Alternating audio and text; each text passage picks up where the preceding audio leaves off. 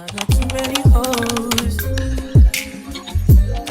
Yeah, you like to put that shit in your nose.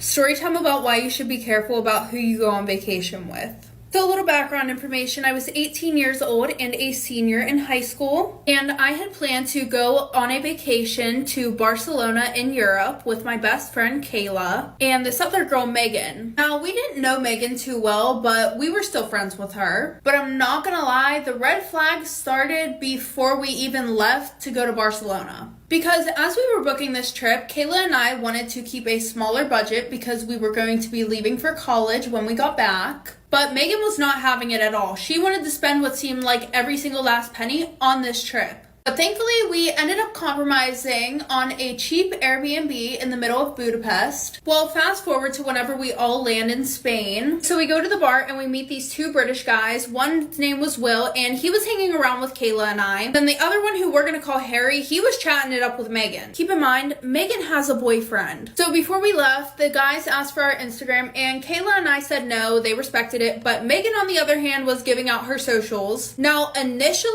we weren't judging her because you can be friends with guys and have a boyfriend. Next night, we decided to hit the clubs again because literally every night there was crazy. We meet these guys. They were super cool, and one's name was Rylan and the other one's name was Ellis. Rylan was hitting on Megan, and Ellis was totally into me, which I didn't mind because he was so cute. And while we're all hanging out, Megan has the audacity to turn to me and be like, oh my god, I would totally do the nasty with Ellis if I didn't have a boyfriend. Meanwhile, she knew that I was interested in him. Anyways, so the rest of the night, Ellis and I basically spent it together. We exchanged socials, and Megan was super drunk, so we ended up going home. And then Megan decides to call her man while she's in the bed with Kayla, and we all sleep in one room so we can hear everything that the other person's doing. And then she starts having phone, you know what, with her man while she's in the bed with Kayla. And she's taking nude pics of herself and sending them while she's in the bed. Kayla felt extremely uncomfortable. Anyways, fast forward to the next day. Ellis and I hang out again, and we ended up kissing at the end of the night. And Megan was blackout drunk again, but this time on the way home, not only had she been flirting with so many guys, but she was trying to get with Ellis right in front of me. We ended up going to their apartments afterward, and literally,